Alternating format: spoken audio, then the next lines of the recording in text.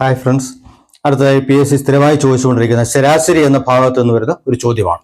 അത് എപ്പോഴും നിങ്ങൾക്ക് ചോദിക്കുന്നത് ഒരു സെക്കൻഡിൽ ഒരു മാർക്ക് എന്നുള്ളതാണ്. ഓക്കെ, അപ്പോൾ എങ്ങനെയാണെന്ന് വെച്ചാൽ കുറച്ച് സംഖ്യ എടുത്തുക നിങ്ങൾക്ക് തരും. അതിന്റെ ശരാശരി നിങ്ങൾക്ക് തന്നിട്ടുണ്ടാവും. എന്നിട്ട് നിങ്ങളോട് ആവശ്യപ്പെടുന്നത് അതിനകത്തേക്ക് ഒരു സംഖ്യ കൂടുതൽ ആഡ് ചെയ്യുക, അല്ലെങ്കിൽ അതിനകത്ത് നിന്ന് ഒരെണ്ണം മാറ്റുക. അപ്പോഴുള്ള ശരാശരി നിങ്ങൾക്ക് തരും.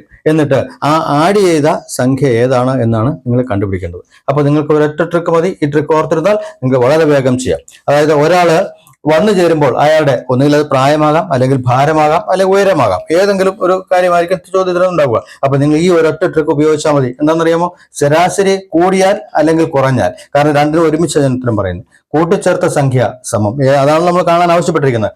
ആദ്യ ശരാശരി അത് തന്നിട്ടുണ്ടാവും, പ്ലസ് ആകെ എണ്ണം ഇൻറ്റു ശരാശരിയിലെ വ്യത്യാസം. അപ്പൊ ഇവിടെ ഞാൻ പ്ലസ് ഓർ മൈനസ് ഇട്ടേക്കുന്നത് എന്തറിയാം? കൂടിയാൽ കുറഞ്ഞാൽ, കൂടിയാൽ പ്ലസ് ഇടുക, കുറഞ്ഞാൽ മൈനസ് ഇടുക. ഈ ട്രിക്ക് ഉപയോഗിച്ചാൽ വളരെ വേഗം നിങ്ങൾക്ക് അതിന്റെ ഉത്തരം കണ്ടെത്താൻ കഴിയും. Thank you.